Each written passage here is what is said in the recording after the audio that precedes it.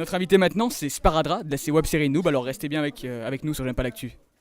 Alors entre soi, tu es, on va dire pour ceux qui connaissent la web-série, Sparadra dans la web-série Noob. Et mon nom est... Et voilà, c'est ça, parce que les gens ne te connaissent pas forcément sous ton vrai nom. Oui, je m'appelle Frédéric Zalfanelli. Voilà, et maintenant ça va être Nicolas Quesnel donc, qui va s'occuper de cette interview puisque lui a suivi la série du début. Ah, t'as mal en fait, depuis tout à l'heure je te regarde, mais en fait c'est tout. Maintenant, ça va être lui, Allez, ça je vais va. récupérer à la fin. Et bonjour, alors dis-moi déjà, j'ai une première question pour toi. Comment est-ce qu'on t'appelle au final? Est-ce qu'on va t'appeler Sparadra, le nom du personnage dans la série Noob? Est-ce qu'on va t'appeler Kevin le Pape, le personnage qui incarne Sparadra? Ou est-ce qu'au final on va t'appeler Frédéric Zalfani de ton vrai nom? Zalfoni. Appelez-moi Alain Delon. Alors on va t'appeler Alain Delon. C'est parfait. Mais vous pouvez, alors déjà, c'est Zalfanelli. Ouais, on m'appelle généralement, tu peux m'appeler Fred. Bon, bah, c'est très bien. On va t'appeler Fred. C'est très bien. Donc écoute, déjà, que faisais-tu avant d'intégrer l'équipe de Noob? Ouh là là, Voilà. cette question, qu'est-ce que je faisais avant d'intégrer l'équipe de Noob? Eh ben, avant, j'ai fait mes études, hein, d'accord, c'est le truc. Alors, raconte-nous tout depuis le début. Ton enfance, tu es né où? Voilà. J'ai fait du faux vomi, d'accord. Donc non, en fait, moi j'ai rencontré, alors pour expliquer un petit peu, donc je pense que c'est par là que tu veux partir, j'ai rencontré Fabien par rapport à Noob, parce que avant j'étais secrétaire général d'un salon manga qui s'appelait le Cartooniste. Et du coup, Fabien Rudy, qui fait la Flanders, et Alex Pilote, président de la chaîne No Live, avec Sébastien Ruchet, à cette époque-là, ils arpentaient les couloirs de ce genre de salon, puisqu'ils faisaient des films amateurs, comme les Bitoman, Damned et Lost Level pour Fabien. Donc du coup, voilà, c'est un peu, moi je fais un peu aussi partie de ce milieu. Donc voilà, je connais Fabien, je les ai rencontrés là-bas sur ce genre de salon, sur ce style de salon. Ouais. D'accord, ok. Et nous, à côté de ça, est-ce que c'est ta seule activité maintenant, vu que la série a pris une certaine ampleur? Est-ce que tu as des projets à côté? Est-ce que tu fais autre chose? Je tourne des films érotiques allemands. D'accord. Est-ce que tu peux nous en parler? Bien entendu. Bien sûr. Mais il va falloir que je parle en allemand. Allons-y, on lance en allemand maintenant. Alors, quelle est mon activité? Oui, faut savoir que moi, Noob, c'est une passion, c'est un délire entre potes. J'ai un vrai boulot à côté. D'accord. Je ne travaille pas, je ne vis pas de Noob. Oh là là, c'est quoi cette interview? Je suis ambulancier. Tu es ambulancier. Voilà, je suis ambulancier. Pour un mec qui s'appelle Sparadra, c'est pas mal. Hein. Et ce n'est pas fait exprès en plus. Et donc voilà, ça c'est mon vrai boulot.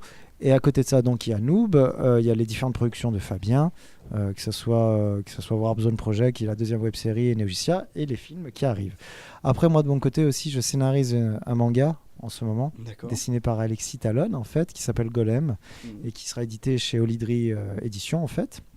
Voilà, donc pour l'instant c'est Secret Defense.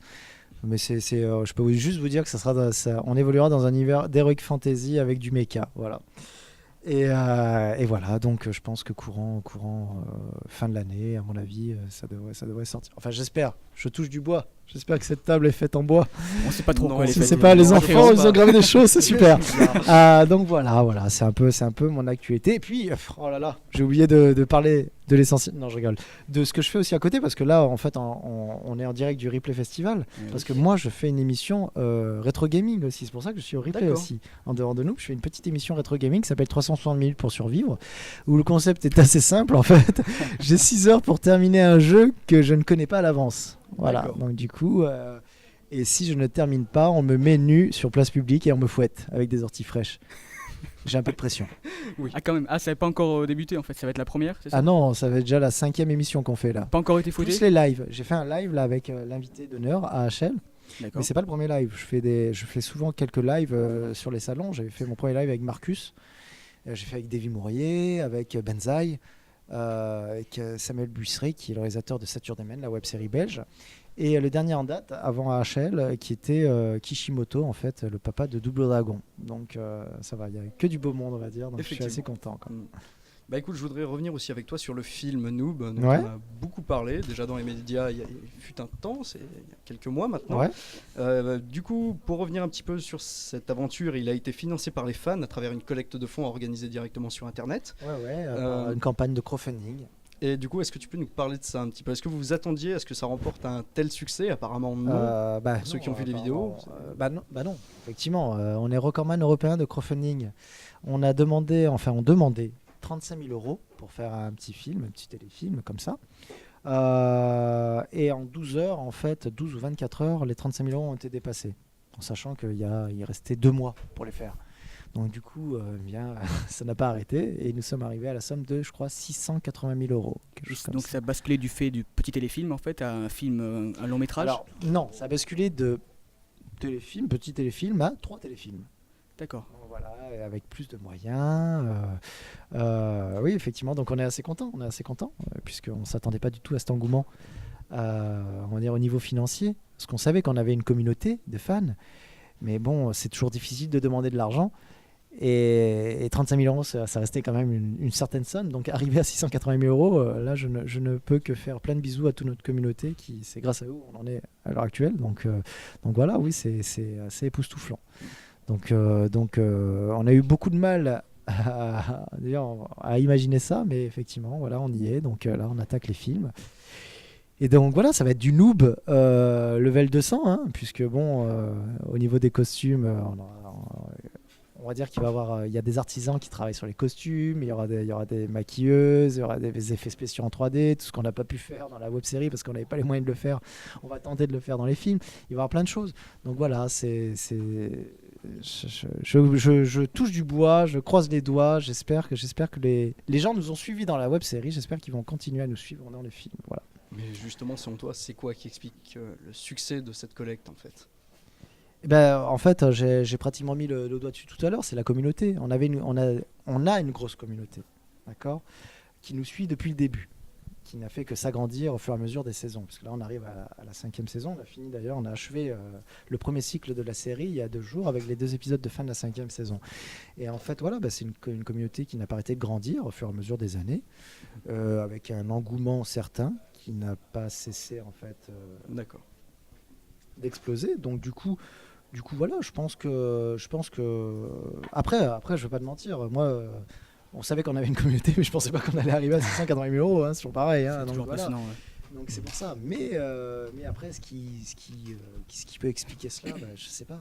C'est très dur. Je pense que c'est les gens qui avaient confiance en nous, ils voulaient peut-être voir quelque chose d'autre que la web-série. On va dire dans une continuité, dans un film, quelque chose de peut-être plus beau visuellement.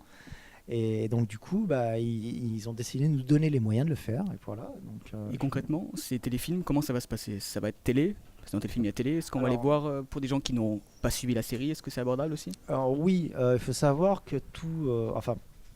peut-être que je m'avance, mais normalement oui, puisque Noob, tout le cross-média de Noob est basé là-dessus. C'est-à-dire sur le fait que... Parce que Noob, c'est aussi des BD chez Soleil et des romans aux éditions Octobre, hein, écrits par Fabien, le réalisateur de la web-série.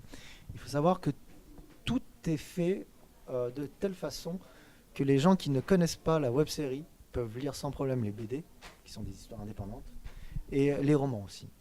Donc du coup, je pense que les films seront calqués là-dessus, du fait que les gens pourront regarder les films sans avoir peut-être vu la web-série.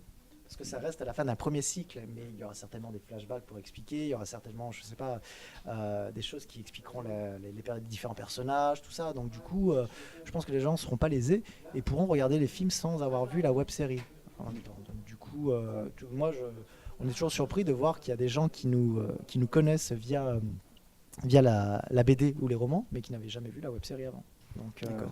Donc du coup, oui. Et j'ai déjà oublié la question. À force de parler. C'était savoir comment ça allait se programmer à la télé. Est-ce que c'était à la télé ? Est-ce que c'était... non, oui. Il y aura les diffusions en prime time sur No Life, sur la chaîne No Life. Il y aura les DVD, bien entendu. D'ailleurs, ça fait partie, on va dire, des paliers du crowdfunding. Il y avait le pack Blu-ray et DVD. Donc on va faire un beau gros truc et tout. Vrai. Et aussi, il me semble, sans m'avancer, qu'il y aura une avant-première des premiers films au Grand Rex à Paris. Ah oui, carrément. Donc voilà. D'accord. Et après, je ne peux pas vous dire si ça va être diffusé dans d'autres salles de ciné ou quoi que ce soit. Il y aura peut-être une salle à proximité de chez nous, vers Toulon, parce qu'on est Toulon. Ouais. Voilà, juste pour marquer le coup. Mais non, ça ne sera pas diffusé au cinéma. Mais il y aura déjà une belle avant-première au Grand Rex avec plein de surprises, je pense. Voilà. On attend ça alors. C'est une très très belle aventure en tout cas. Et dis-moi... Pour les fans, bon, ça a été facile. Est-ce que la phase d'écriture avance ? Bien sûr. Où est-ce qu'on en est ? Pour le film ? Pour le film actuellement.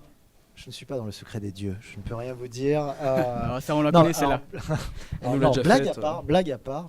Je ne sais pas. Je peux rien vous dire sur le scénar parce qu'il est en cours d'écriture, que les premières scènes vont être tournées, qu'elles sont certainement tournées. Il y a des scènes qui doivent être tournées ce week-end aussi.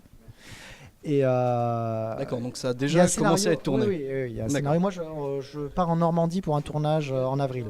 D'accord. Donc voilà, mais le scénario est quasi bouclé.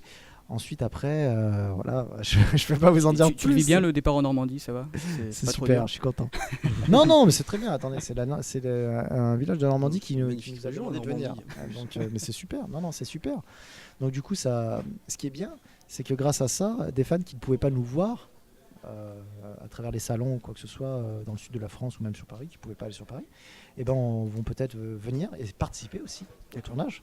Donc on va faire beaucoup plus de tournages de masse, parce que plus de moyens. Donc je pense que ça va être sympa. D'accord. Mais non, effectivement, je peux rien vous dire sur le scénar, parce que même moi, j'essaie de ne pas me spoiler généralement. Non, mais on comprend. Je découvre au fur et à mesure. Donc je pourrais demander, mais non, là, j'en sais pas plus au niveau du scénar. Je peux pas vous dire. J'ai une dernière question pour toi avant de te relaisser dans les mains expertes de mon collègue. Excuse-moi, juste coupe. Oui. Si vous avez vu les 2 derniers épisodes de fin, ça peut vous aiguiller sur quelque chose déjà au niveau du scénar. Parce que j'en ai raté quelques-uns. Les 2 derniers épisodes annoncent une 4e faction. Si, voilà, juste on va essayer de pas me spoiler justement les quelques épisodes qui me restent à voir d'ailleurs. Ça ne te spoil pas grand chose. Fantôme meurt à la fin. Ah mais putain. Je meurs à la fin. Tout le monde meurt à la fin. Non, on repop à côté, c'est bon, c'est pas comme si on mourait. Ça va.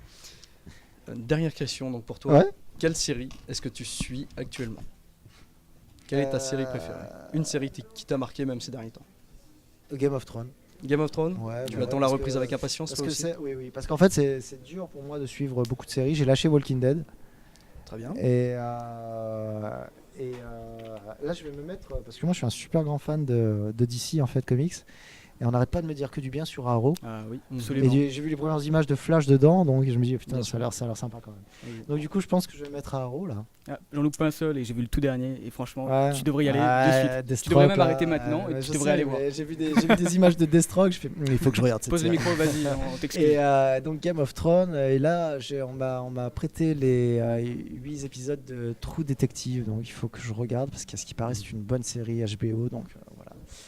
C'est les web-séries, enfin c'est les séries que je regarde à l'heure actuelle, on va dire américaines. Voilà. D'accord, ok. Bah écoute, du coup, je te laisse entre les mains expertes de mon collègue Monsieur Sigaud. On va conclure en quelque sorte, puisqu'on sait qu'après tu as une conférence pour parler du reste. On verra, on y assistera à la conférence. Je vais dire aussi. la même chose. Voilà, et juste la petite dernière action. Alors ce salon, qu'est-ce qui t'a plu dans ce replay en fait? Qu'est-ce qui t'a marqué comme stand comme moi, ce qui me plaît, c'est le rétro gaming en général.